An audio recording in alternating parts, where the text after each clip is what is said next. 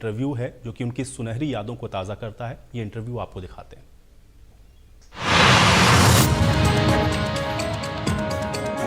नमस्कार। आज हमारे साथ पावर सेंटर कार्यक्रम में हरियाणा की राजनीति के एक ऐसे धुरंधर नेता मौजूद हैं जो कई दफ़ा हरियाणा के मुख्यमंत्री रहे और करीब करीब 90 साल होने को हैं, लेकिन ये अपनी चुस्ती फुर्ती में आज भी युवाओं को मात देते हैं। मुझे एक दफ़ा पूर्व मुख्यमंत्री बंसीलाल जी ने इनके बारे में कहा था कि इन जितना मेहनतकश राजनेता पूरी दुनिया में शायद ना हो। हमारे साथ हैं हरियाणा के पूर्व मुख्यमंत्री चौधरी ओम प्रकाश चौटाला जी। चौधरी साहब, बहुत बहुत स्वागत है आपका। धन्यवाद। चौधरी साहब, पहले तो आपके स्वास्थ्य की बात करते हैं। कैसा स्वास्थ्य है आपका? मैं प्रभु की कृपा है मुझ पर, मैं ठीक हूँ बिल्कुल। जी जी। तो आप चौधरी साहब, आपके बारे में बहुत लोगों को जानने की इच्छा है। आपका बचपन कैसा बीता? आपको पुरानी यादों में, आपके अतीत में लेके चलते हैं। किस तरह का बचपन रहा आपका? मैं जन्म से लेकर के अब तक एक सूत्री कार्यक्रम रहा है मेरा। लोगों से मिलना जुलना, उनके दुख तकलीफात को समझना, अपनी तरफ से हर संभव प्रयास करना कि लोगों को ज़्यादा से ज़्यादा सुविधा मिले। चाहे मैं विपक्ष में रहा, चाहे सत्ता पक्ष में रहा, लोगों से निरंतर संपर्क में रहा। तो चौधरी साहब, जब आप स्कूल में पढ़ते थे, कभी सोचा था आपने राजनीति में आने की तरफ, राजनीति में जाएंगे? राजनीति तो मेरे खून में है। जी सोचने ना सोचने का तो प्रश्न ही नहीं। जी जी। मेरे पूज्य पिताजी समूचे राष्ट्र के सतर पर बहुत दिग्गज राजनेता रहे हैं, तो वही वातावरण, उसी में से मैं गुजरता रहा हूँ। जी जी। तो पिताजी के साथ आपके किस तरह के संबंध थे जब आप छोटे बच्चे थे? बहुत प्यार से रखते थे या कभी डांट देते थे? किस तरह का आपका और चौधरी देवीलाल जी का रिश्ता था?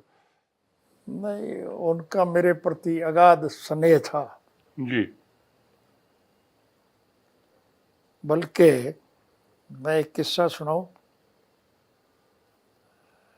हमारे गांव में प्राइमरी स्कूल था और ऑफिशियल लैंग्वेज उस वक्त उर्दू थी।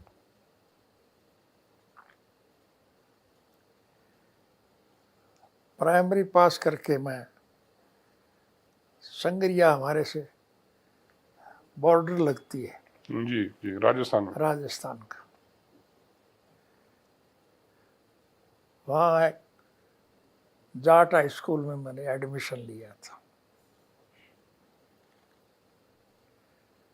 वहाँ की ऑफिशियल लैंग्वेज हिंदी थी। जी राजस्थान का सिस्टम था, आज भी है, कि मार्च के एंड में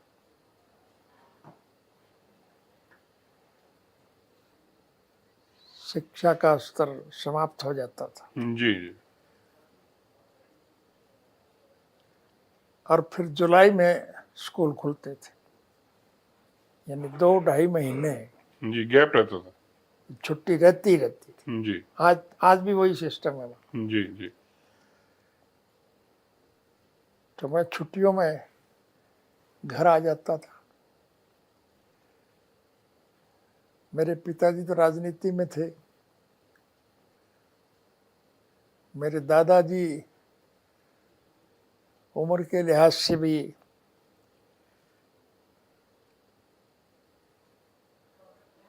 ज़्यादा स्वस्थ नहीं रहते थे। मुझे उनकी सेवा करने का अवसर मिलता था। उन 2-2.5 महीने में मैं उनकी सेवा करता था। एक दफ़ा छुट्टियों में मैं घर पे था, मेरे पिताजी आए।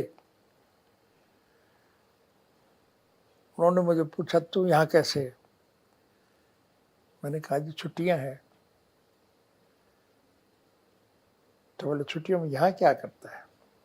मैं जी दादाजी की सेवा करता हूँ। जी उन्होंने जेब में हाथ मारा, जेब में से जितने पैसे निकले जी वो मुझे दे के कहा कि जा घूम फिरिया, जी छुट्टियों का लाभ उठा। जी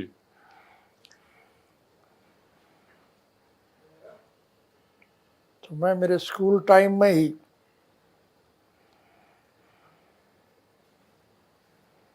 सारे देश के हर हिस्से में घूमया था।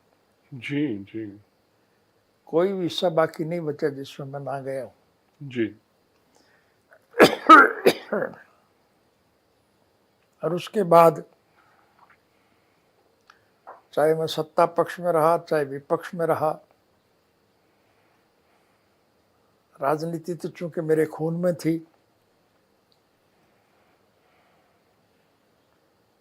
इमरजेंसी में पूरे 19 महीने मुझे जेल बिताने पड़े। जी जी तो जब आप राजनीति में सक्रिय हुए, विधायक भी बने आप, चौधरी देवीलाल जी मुख्यमंत्री भी रहे, तो राजनीति की आपसे सलाह मशवरा भी करते थे चौधरी देवीलाल जी आपसे?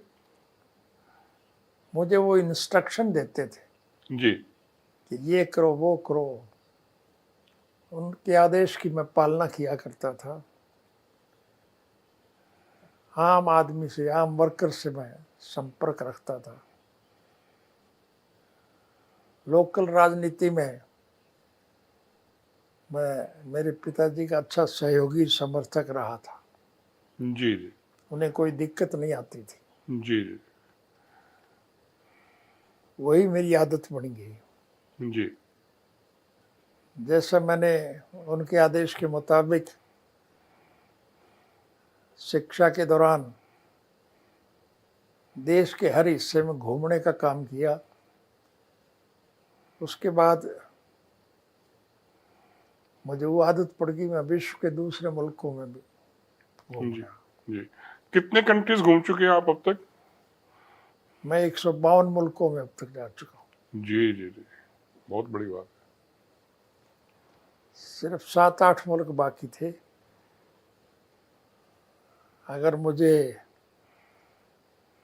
अब जेल में ना जाना पड़ता तो मैं सारे कवर कर लेता। है। जी जी आपको सुन के ताज्जुब होगा कि चाहे मैं मुख्यमंत्री रहा हूँ, लेकिन विश्व भ्रमण में मैंने सरकारी मशीनरी का, सरकारी पैसे का उपयोग नहीं किया था। जी अपने खर्चे पे ही घूमा था।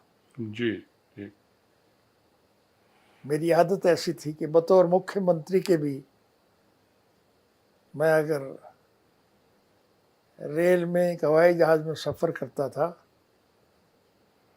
तो कभी अपर क्लास में नहीं करता था, जी इकोनॉमी क्लास में ही आमतौर पे आप सफर करते थे? इकोनॉमी क्लास में। जी वो मेरी आदत बन गई थी। जी उस दिन से मैंने ये सोच करी कि सरकार का पैसा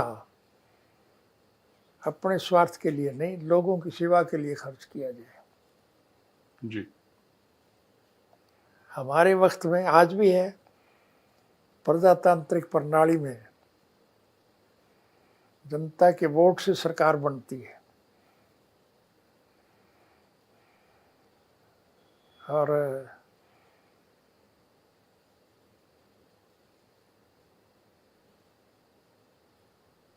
सरकार की जिम्मेवारी होती है कि वो जनहित के कामों में रुचि ले, लोगों के मूलभूत जरूरियात पूरी करे। मेरे पिताजी ने जन्म से लेके आखिरी सांस तक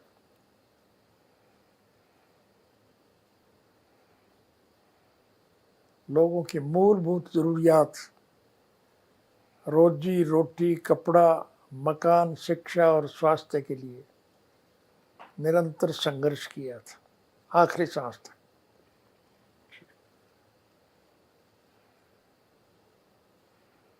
वही चीज मेरे खून में आ गई।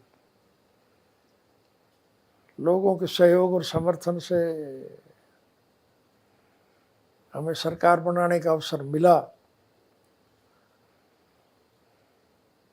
और मैंने पहला फैसला यही किया कि अब लोगों को सरकार के पास जाने की जरूरत नहीं, सरकार लोगों पर जाएगी। और हमने नीति बनाई, सरकार आपके द्वार। जी जी। उस कार्यक्रम में आपको पता ही है, मैं हर साल में हर गांव में एक दफा जाता था। मुख्यमंत्री जब किसी गांव में जाएगा तो उसके साथ तो सारा सरकारी अमला होता ही है। गांव के लोगों से पूछता, जो कोई मांग गांव के लोग रखते, मैं आदेश देकर के उसको पूरा करता था। आज भी आप किसी से पूछ सकते हैं, किसी गांव में जा कर के लोग आपको यही बताएंगे कि हाँ उस वक्त काम होते थे। बल्कि दो ऐसी मांगें थी जो लोगों ने कभी मांगी नहीं, लेकिन व्यवहारिक ज्ञान के आधार पर मैंने बिन मांगे ही वो मांग पूरी की। हमारे कस्टम में है कि किसी की मृत्यु हो जाए तो हम उस डेड बॉडी को दाह संस्कार करने के लिए शमशान में ले जाते हैं। जलाने की प्रथा है हमारे।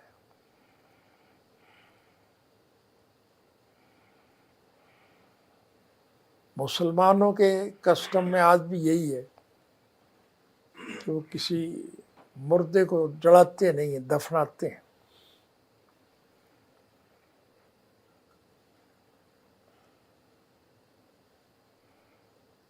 किसी बूढ़े बुजुर्ग की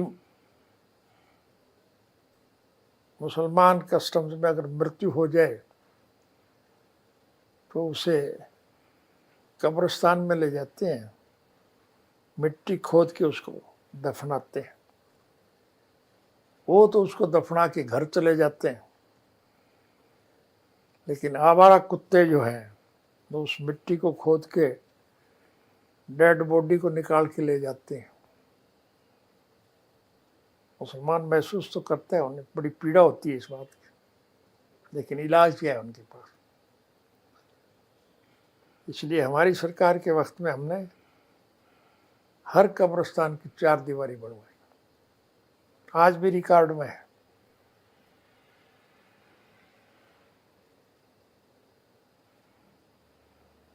किसी हिंदू की अगर बारिश के दिनों में मृत्यु हो जाए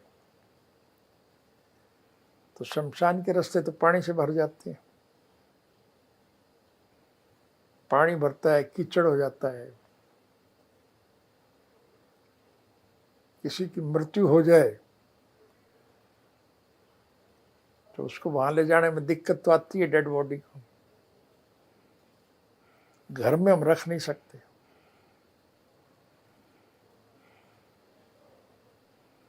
तो व्यवहारिक ज्ञान के आधार पर हमने निर्णय लिया कि हर कब्रिस्तान में पक्की सड़क बनाई जाए। जी। आज भी हमारे खिलाफ विरोधी पक्ष के लोग पार्टी प्रचार करते हैं कि इन्होंने अपनी सरकार में शमशानों के रास्ते पक्के करने के अलावा, कब्रिस्तान की 4 दीवारी बनाने के अलावा और कोई काम नहीं किया। मेरे कहने का भाव ये है कि हमने लोगों की इच्छाओं के अनुसार काम किया। आज भी इस बात की लोग सराहना करते हैं। जी। जैसा आप जब 1989 में फर्स्ट टाइम चीफ मिनिस्टर बने तब तो थोड़े थोड़े समय के लिए आपको रहना पड़ा, लेकिन जो असली आपका एक प्रशासक के तौर पे, एक मुख्यमंत्री के तौर पे, वो था कार्यकाल 2000 से 2005 तक का। क्योंकि 1999 में जब आप बंसीलाल जी की सरकार को गिरा के बने, खुद मुख्यमंत्री बने, तो भाजपा के ऊपर आश्रित थे, तो ज़्यादा काम करने का अवसर भी इसलिए नहीं था कि चुनाव आपने जल्दी कराए। तो आपको एक बहुत अच्छा प्रशासक माना जाता है, जबकि चौधरी देवीलाल जी का एक बहुत थोड़ा सा प्रशासन के मामले में वो थोड़ा सा आप जितने, तो आपने प्रशासकीय गुण कहाँ से सीखे इतने? इतने सफल प्रशासक आप कैसे बने? हैं? इतने कामयाब प्रशासक कैसे बने? इतने अच्छे एडमिनिस्ट्रेटर आप कैसे बने? मुझे ये सीखने की जरूरत नहीं थी। मेरे पिताजी के किए हुए कामों का अनुसरण हम आज भी कर रहे हैं, आम आदमी भी कर रहा। इसलिए हमें कोई दिक्कत नहीं आई। उसकी वही सोच नहीं है हमारी। आपको जो साहब कई साल जेल में रहना पड़ा, आपने कभी सोचा था इस तरह की भी स्थिति उत्पन्न हो जाएगी? आप मुख्यमंत्री रहे, लेकिन एक अचानक से आपको तिहाड़ में जाना पड़ा। कभी सोचा था आपने ऐसे दिन भी आ सकते हैं? कभी लगता था आपको ऐसा? है कभी ऐसा लगता था आपको जेल जाना पड़ सकता है? कभी ऐसा लगा आपको? प्रत्यक्ष में प्रमाण की जरूरत नहीं है। ये सोचने का समय आने से पहले ही मुझे तो जेल भेज दिया गया था। इमरजेंसी में मेरे पिताजी को तो जेल में जाना था ही, मुझे भी साथ के साथ गिरफ्तार कर लिया था। तो वहां समय कैसे व्यतीत करते थे? आप तो 24 घंटे लोगों के बीच में रहने वाले आदमी, बड़े सक्रिय, इतने आप दिन में बहुत लोगों से मिलते हैं, लेकिन वहां का जीवन तो बिल्कुल ही एक अलग। तो वहां समय कैसे व्यतीत करते थे आप? है जेल में समय कैसे व्यतीत करते थे आप, तिहाड़ जेल में? सबसे ज्यादा समय का उपयोग करने का अवसर जेल है।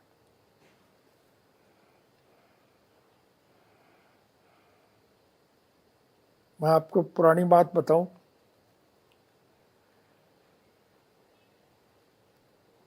दसवीं क्लास का एग्जाम देने में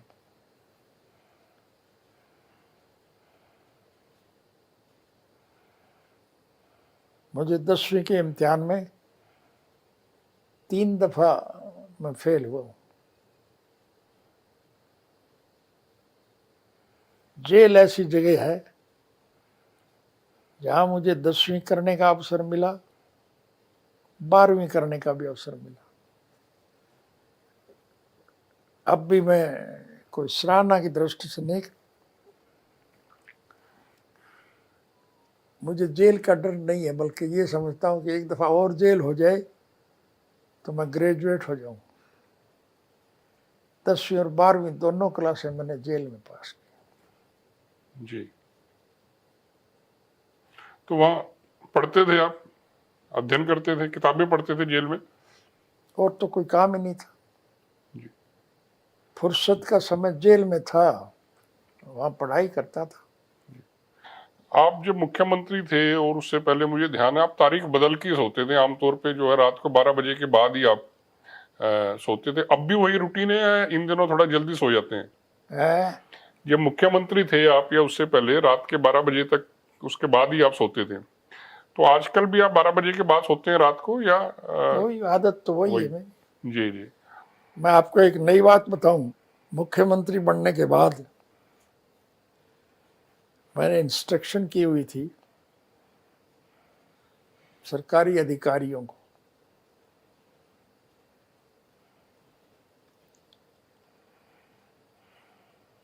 कि आपको अपने सारे दिन की दिनचर्या मुझे बतानी होगी। रात के 12 बजे तक मैं किसी समय भी टेलीफोन करके आपसे पूछ सकता हूँ, क्योंकि मेरे शुरू से एक बात जची हुई थी कि ये सरकारी अधिकारी रात को 8 बजे के बाद दारू पी के सो जाते हैं। हमारी सरकार के वक्त में कोई अधिकारी रात को शराब नहीं पीता था। उन्हें यह डर रहता था कि पता नहीं चीफ मिनिस्टर कब बुला ले। आज बिल्कुल उसके विपरीत चल रहा है। अगर कभी ईश्वर ने आपको फिर से कभी मौका दिया हरियाणा का मुख्यमंत्री बनने का, तो क्या काम करना चाहेंगे आप? है क्या काम करना चाहेंगे आप दोबारा, अगर कभी ईश्वर ऐसा आपको मौका दे? बस एक ही सोच है हमारी कि हम स्वर्गीय चौधरी देवीलाल जी के स्वप्न साकार करना चाहें। लोगों की मूलभूत जरूरियात पूरी करें,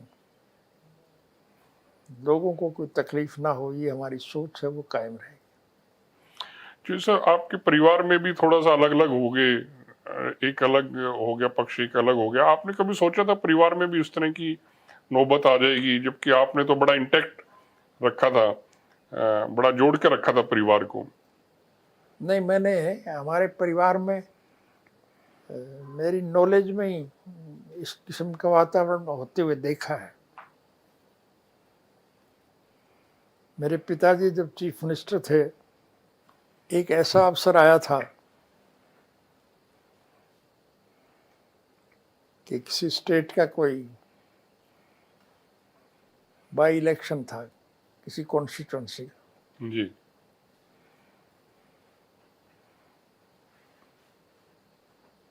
तो मेरे से छोटा मेरा भाई प्रताप जी। उस वक्त पार्टी के प्रत्याशी की खुल के मुखालफत करता था। जी।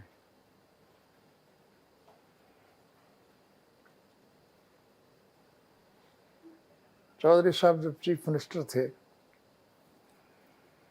तो आपको ध्यान है कि रणजीत सिंह उस कैबिनेट में मिनिस्टर था, और बतौर मिनिस्टर उसने चौधरी साहब को दगा दे करके खिलाफ हो गया था। तो पुरानी परंपरा रही है, जी। जी। कोई नई बात नहीं। जी। आजकल वो पदयात्रा कर रहे हैं, कैसा रिस्पॉन्स मिल रहा है अभय जी की परिवर्तन पदयात्रा को? बहुत अच्छा, आप स्वयं देख रहे होंगे, आपको तो मेरे से ज़्यादा ज्ञान है। लोगों की तरफ से पूरा रिस्पॉन्स मिल रहा है। लोग इस बात को समझ गए कि परिवर्तन यात्रा का मतलब परिवर्तन, सत्ता में परिवर्तन। इसलिए जिस गांव में से यात्रा अगले गांव के लिए निकलती है, वो सारा का सारा गांव साथ हो लेता है।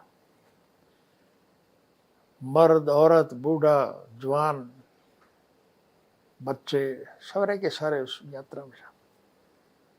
और लोग ये समझ गए हैं कि सरकार आएगी, और चूंकि इस सरकार से बहुत दुखी हैं लोग, हर वर्ग का आदमी, हर जातिवादी का आदमी, हर धर्म मजहब का आदमी सरकार से दुखी। तो आपको लगता है अभय जी एक नेता के तौर पे इस यात्रा से और ज्यादा परिपक्व हुए हैं, और ज्यादा उनमें निखार आए हैं? सबसे ज्यादा लाभ इस बात का ही हमें मिला कि अभय के खिलाफ बहुत दुष्प्रचार फैलाया गया था कि ये एमएलए को हवाई जहाज में बिठा लेते हैं, फिर पीटते हैं रास्ते में, ये करते हैं, वो करते हैं। एक सोच थी कि बहुत गलत व्यवहार करता है ये। इस पदयात्रा से अभय की छवि निखर करके आई है। वो सारा दुष्प्रचार जो उसके खिलाफ था वो खत्म हो गया। अब आम आदमी के दिमाग में एक बात है कि ये बहुत अच्छा आदमी है। तो आपसे सलाह मशवरा करते हैं बेटे के तौर पे, आप को क्या लगता है आपकी नीतियों को आगे बढ़ाने में, आपके नाम को आगे ले जाने में सक्षम है वो? हाँ, वो निश्चित रूप से पूछते हैं। ऐसा जो कोई भी अवसर आता है वो मेरे से परामर्श तो करता है। जब वो छोटे थे, स्कूल में थे, जब बच्चे थे, तब आपके किस तरह के उनके साथ रिश्ते थे, कैसे संबंध? डांट डांट देते थे आपको भी, शार्ट शूट करते थे तो उनकी पिटाई पुटाई भी कर देते थे? बच्चों की परवरिश करना ये मेरी वाइफ का ही काम था, मुझे तो फुर्सत ही नहीं मिलता था। मैं तो बचपन से ही राजनीति में सक्रिय हो गया था, और चूंकि उस वक्त हम सत्ता पक्ष के खिलाफ थे, तो मेरे खून में थी ये बात। आपका डर भी था बच्चों पे जैसे हरियाणा के माँ बाप खास तौर पे पिता का एक डर रहता है बच्चों के ऊपर, या आपका दोस्ताना रहता था जब कभी मिलते थे उनके साथ? अभी जो मैंने बताया आपको जी। कि बच्चों से मेरा विशेष लगाव था, प्यार था, प्रेम था। मुझे जब भी घर आता तो मेरी आदत सिर्फ अपने बच्चों तक नहीं, औरों के लिए भी है कि मेरी जेब में जितने भी कोई पैसे होते हैं मैं उस काम में खर्च करता हूँ। जब चौधरी साहब आप मुख्यमंत्री बने तो जो मौजूदा प्रधानमंत्री हैं नरेंद्र मोदी जी, वो भाजपा के प्रभारी होते थे, तो आपको कभी लगता था कि इतना आगे जाएंगे? गुजरात के मुख्यमंत्री बने, फिर भारत के प्रधानमंत्री भी बने, कभी आपको लगता था इनके बारे में कि इतना राजनीति में आगे जाएंगे नरेंद्र मोदी? मैं जब चीफ मिनिस्टर था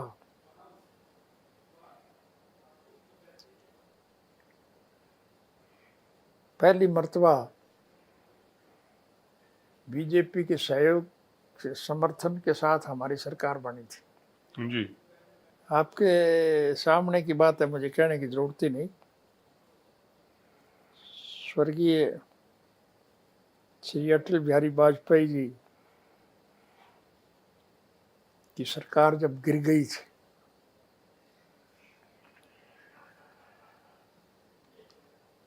फिर जब दोबारा चुनाव हुए तो हमने अनकंडीशनल बीजेपी का समर्थन किया था। जी।